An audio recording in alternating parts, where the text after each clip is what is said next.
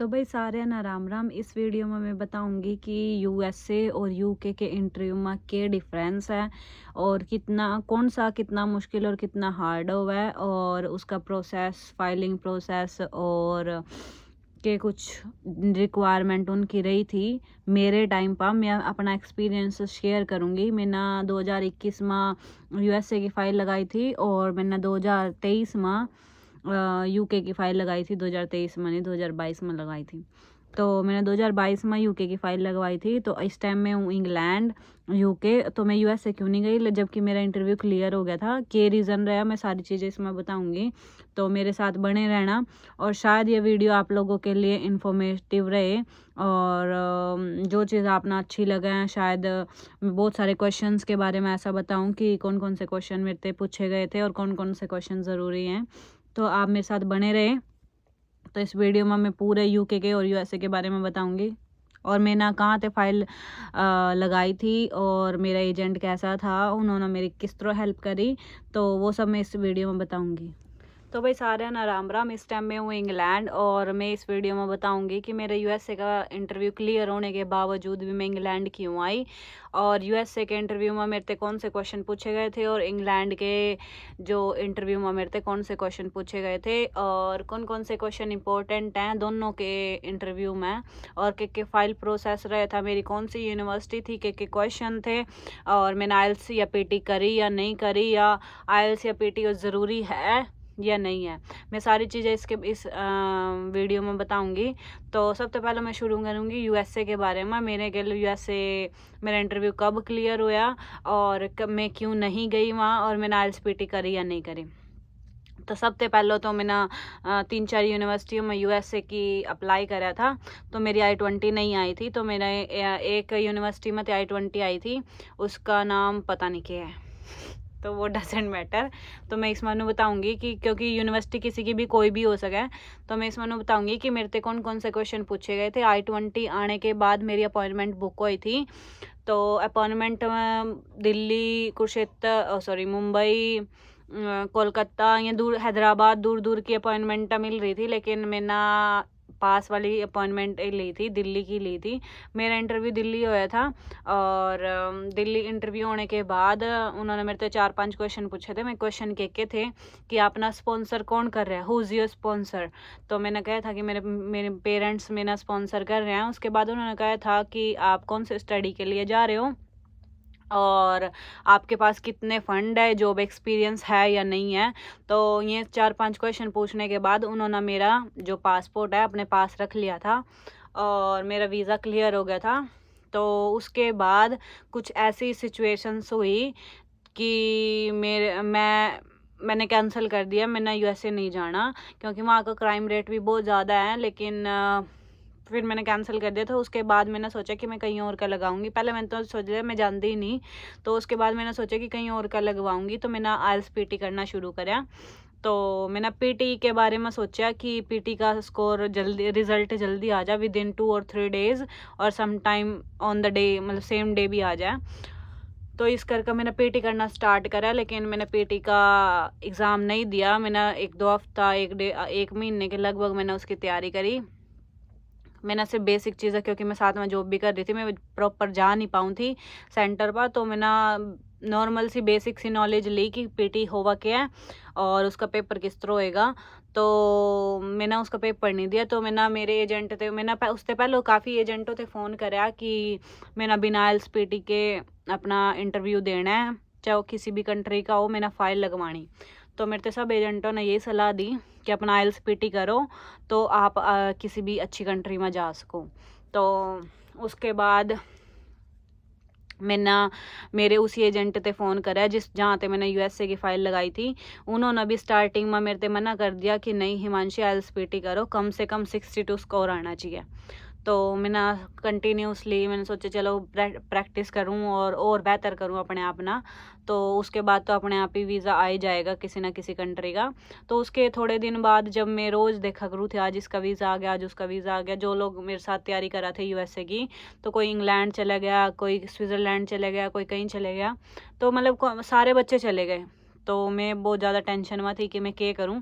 और वीज़े का, मतलब मैं टेंशन में थी कि मेरा वीज़ा नहीं आने का, क्योंकि मेरी IELTS नहीं है। तो उसके बाद मैंने दोबारा फ़ोन करे एजेंट ते, मैं क्या सर कुछ तो करो कि मैंने नहीं पता, मेरे किसी भी कंट्री का वीज़ा लगवाओ, लेकिन मैंने वीज़ा चाहिए। तो उन्होंने कुछ दिन बाद कहा कि हम थोड़े दिन बाद फ़ोन करेंगे, देखते हैं। फिर उन्होंने मेरी एक यूनिवर्सिटी का अप्लाई करा, उस टाइम कर था उन्होंने मेरा 28 पता नहीं 22 सितंबर ना मेरा अप्लाई करा था। तो उसके बाद उस टाइम यहाँ इंग्लैंड में उस यूनिवर्सिटी में सितंबर इनटेक चल रहा था, तो वो यूनिवर्सिटी बहुत बिजी थी, जिस वजह से वो मेरा ऑफ़र लेटर नहीं दे सकी। तो USA ना छोड़कर बाकी सारी कंट्रियों में ऑफ़र लेटर बोला जावा, सिर्फ USA में I-20 बोली जावा ऑफ़र लेटर ने। तो उस टाइम वह यूनिवर्सिटी बहुत बिजी थी, और उस सितंबर इनटेक जैसे ही ख़त्म हुआ उनका, सितंबर अक्टूबर, तो उनके बाद फिर यहाँ की यूनिवर्सिटी क्रिसमस में बिजी होगी, तो इस वजह से उन्होंने मेरा ऑफ़र लेटर देने में काफ़ी टाइम लगा दिया। तो उसके बाद उन्होंने मेरा 2-3 महीने करका बड़ी मुश्किल से मेरा ऑफ़र लेटर भेजा। ऑफ़र लेटर आने के बाद उन्होंने मेरा इंटरव्यू कंडक्ट कराया, मेरे जो सेंटर वाले थे। तो उन्होंने मेरे से बिना पूछे मेरा इंटरव्यू कंडक्ट करा दिया। तो मेरा दूसरी बार में क्लियर होया था, पहली बार में मेरा नेटवर्क इशू आ गया था। उन्होंने मेरे से 1-2 क्वेश्चन पूछे, तो उन्होंने समझ में नहीं आया कि मैं क्या बोल रही, और मैंने तो उनकी आवाज़ समझ में आ रही थी, लेकिन उन्होंने समझ में नहीं आई। तो उन्होंने कहा कि हम आपका जो इंटरव्यू दोबारा कंडक्ट करेंगे, तो टेंशन लेने वाली बात नहीं है। तो मेरा उस टाइम भी टेंशन होगी कि नहीं, मैंने तो इंटरव्यू आज ही देना और आज ही क्लियर करना, मैंने नहीं पता। तो फिर मैडम ना मेरा इंटरव्यू दोबारा कंडक्ट कराया, मेरे से कॉल करके बोली कि जब भी नेक्स्ट इंटरव्यू को उन्होंने कंडक्ट कराया, तो कि हिमांशी इस दिन आना और इस टाइम पहुंच जा। तो मेरी फ़ाइल कुरुक्षेत्र से लगी थी, जिस दिन मैं सवेरे सवेरे जल्दी उन 8 बजे कुरुक्षेत्र पहुंची करनाल से। तो फिर उन्होंने मेरा इंटरव्यू लिया। मैंने कहा कि इस बार मेरे नेटवर्क में कोई प्रॉब्लम नहीं आनी चाहिए। कई बार हो जाए कि बेसमेंट में मेरा इंटरव्यू था लास्ट टाइम, तो बेसमेंट में थोड़ी प्रॉब्लम हो जाए नेटवर्क की, वाईफाई की या किसी भी चीज़ की। तो मेरा नेटवर्क प्रॉब्लम हो गई थी पिछली बार, कि मैंने अब की बार नेटवर्क प्रॉब्लम नहीं चाहिए। तो उन्होंने मेरा ऊपर ही करवाया, फर्स्ट फ्लोर पर इंटरव्यू में उन्होंने मेरे से स्टार्टिंग में मेरा नाम, पासपोर्ट नंबर, और जहाँ मैं रहूँ मेरा एड्रेस, और मेरे पेरेंट्स का नाम, मेरी स्टडी, बेसिक से क्वेश्चन पूछे। उसके बाद उन्होंने मेरे से 4-5 क्वेश्चन पूछे। मेरा इंटरव्यू लगभग 18 मिनट से 20 मिनट कुछ इस तरह चला था, 25 मिनट के लगभग चला होगा। सिर्फ USA का इंटरव्यू 30 सेकंड तक चला है, बाकी जो UK का इंटरव्यू लगभग आधा घंटा लग ही जावा है।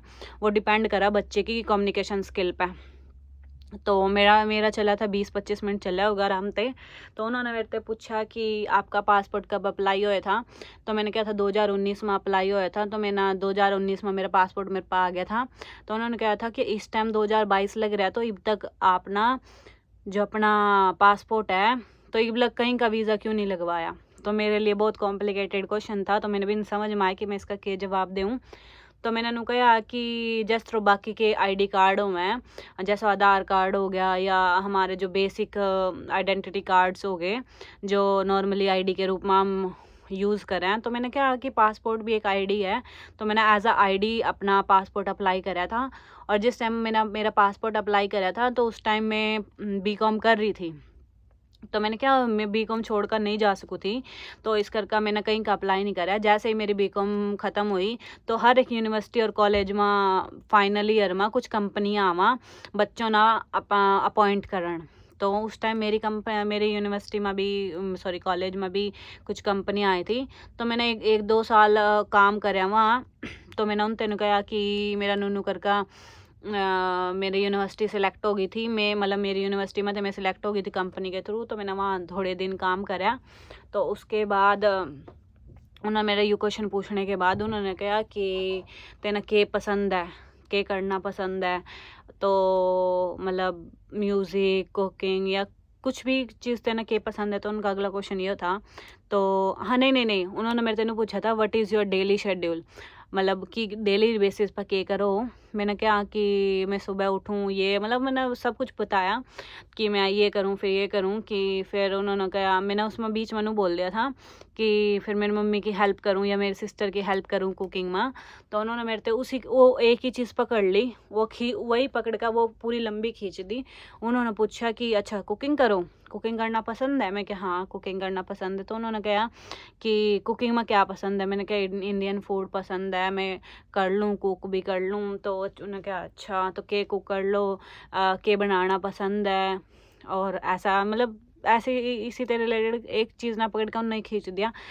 यूके के इंटरव्यू के लिए कोई स्पेसिफिक क्राइटेरिया नहीं है कि आप इन क्वेश्चन ना पढ़ो तो आपका इंटरव्यू क्लियर हो जाएगा। मैं बेसिक से क्वेश्चन पूछा जिस तरह आइल्स में पूछा करा है। आइल्स का जो स्पीकिंग मॉड्यूल हुआ है एज इट इज़ उन्होंने ऐसा इंटरव्यू लिया कि क्या के पसंद है जी करो। आइल्स की स्पीकिंग में कुछ भी पूछ लें कि पेंसिल क्यों पसंद है, वॉच क्यों पसंद है, या कुछ कोई भी बेसिक सा क्वेश्चन। तो मेरे से भी थोड़े बेसिक से क्वेश्चन पूछे थे, लेकिन उन्होंने एक ही क्वेश्चन ना पकड़ कर खींच दिया था मेरा, जो वो कुकिंग वाला सेशन था वो ज़्यादा लंबा हो गया था। तो उसके बाद मेरा इंटरव्यू उन्होंने बोला कि वेरी गुड, हम रिस्पॉन्स कर देंगे इस आपके इंटरव्यू का। तो थोड़े दिन बीतते गए। तो उसके बाद मेरी मैडम का कॉल आया सेंटर में थे कि हिमांशी आपका इंटरव्यू रह गया। और उस टाइम मैं इलेक्शन में खड़ी थी, तो उस टाइम मेरा मूड इतना ख़राब हो गया कि मैं कुछ नहीं समझ में आया था मैं क्या करूं। तो मैडम ने मेरे से फ़ोन करके हिमांशी आपका इंटरव्यू कैंसिल हो गया, जो रिजेक्ट हो गया, आपका क्लियर नहीं हुआ। तो मैं बहुत टेंशन ले गई थी। और फिर मैंने कहा मैम सच में बता दो, सच में बता दो। तो उन्होंने फिर एंड में बोला कि हिमांशी क्लियर हो गया, एकदम से रैंडमली उन्होंने बोला। तो मैं खुश हो गई इतनी बहुत ज़्यादा। तो सिर्फ इंटरव्यू ही क्लियर करना बड़ी बात नहीं है, उसके अलावा भी बहुत सारे प्रोसेस हैं, बहुत सारे स्टेप्स हैं जो क्लियर करने बहुत ज़रूरी हुए हैं। सिर्फ इंटरव्यू के बेस पर आपका वीज़ा नहीं आएगा, ठीक है। तो हाँ वो ये भी एक इम्पोर्टेंट स्टेप है, लेकिन सिर्फ एक ही स्टेप के लिए आप ऊपर नहीं पहुंच सकते। तो आपको स्टेप बाय स्टेप सारे स्टेप जो हैं एक एक करके फॉलो करने पड़ेंगे। तो उसके बाद फिर मेरा इंटरव्यू क्लियर हो गया। उसके बाद उन्होंने मेरे कुछ डॉक्यूमेंट्स मंगवाए, मेरा MOI LOR मतलब मेरे कॉलेज में तो मैंने उनसे कुछ डॉक्यूमेंट बना कर दिए, मेरे जो एजेंट था उससे। तो उसके बाद मेरा कास्ट लेटर आने के बाद मेरा कास्ट लेटर नहीं आया। तो कास्ट लेटर आने के बाद मैंने मेडिकल दिया उनते। मेरे मेडिकल में भी कोई प्रॉब्लम आ गई थी, 2-3 महीने मेरा मेडिकल नहीं मिला। तो मैंने 2-3 महीने के बाद मेरा मेडिकल दिया, फिर मेरा कास्ट आया। मेरे कास्ट आने के बाद मेरे कास्ट में भी थोड़ी प्रॉब्लम तो नहीं थी, पर आया लेट था थोड़ा। मैं रोज़ पूछू थी आज आ गया। तो उस टाइम क्योंकि मेरा फाइल ही अप्लाई ऐसे टाइम पर हुई थी, जब अप्लाई हुई थी, जब इनटेक चल रहा था। उसके बाद में फिर क्रिसमस हॉलीडेज़ आ गई थी। फिर मेरे कास्ट आने के बाद मेरे फिंगर बुक हुए, तो मैं फिंगर देने गई। मेरा फिंगर थे चंडीगढ़ VFS में। तो मेरे फिंगर होने के बाद मेरी प्रायोरिटी में थी, मेरे जो फाइल थी, जो मेरी अपॉइंटमेंट थी, वो मेरी प्रायोरिटी में थी। 2-3 दिन में मेरा डिपार्चर का जो मैसेज आया करा नंबर पे, तो वो मेरे डिस्पैच का जो नंबर आया करा, वो मैसेज आया करा, तो मैंने 2-3 दिन में रिसीव हो गया था। तो तब भी मैं श्योर नहीं थी कि मेरा वीज़ा आया कि नहीं, क्योंकि उस टाइम मेरा पासपोर्ट नहीं आया था मेरे पास, सिर्फ जो डिस्पैच का जो मैसेज है सिर्फ वही आया था। तो मैंने मेरे एजेंट से फ़ोन किया कि मेरे पास डिस्पैच का मैसेज आया, तो मैं श्योर किस तरह हूँ, मैंने किस तरह पता चलेगा कि मेरा वीज़ा आया। तो उन्होंने बताया कि डिस्पैच का मैसेज जब ही आवा जब वीज़ा आ गया हो। अगर पासपोर्ट पर वीज़ा है तो डिस्पैच का मैसेज तभी आएगा। तो आप लोगों ने भी, अगर डिस्पैच आपकी फ़ाइल प्रोसेस में है या फिर आपके फिंगर हो चुके हैं, अगर आप पर डिस्पैच का मैसेज आया तो आपने डरने की कोई बात नहीं है। तो आपका डेफिनेटली वीज़ा आ रहा है, तो टेंशन लेने की ज़रूरत नहीं है। अगर आपके पास कोई मेल नहीं आती है, डायरेक्ट पासपोर्ट आ जाए, तो इसका मतलब आपका कोई वीज़ा नहीं है। तो डिस्पैच का मैसेज उसी ना आएगा जिसका वीज़ा आ गया हो। तो उसके बाद मेरे को कुछ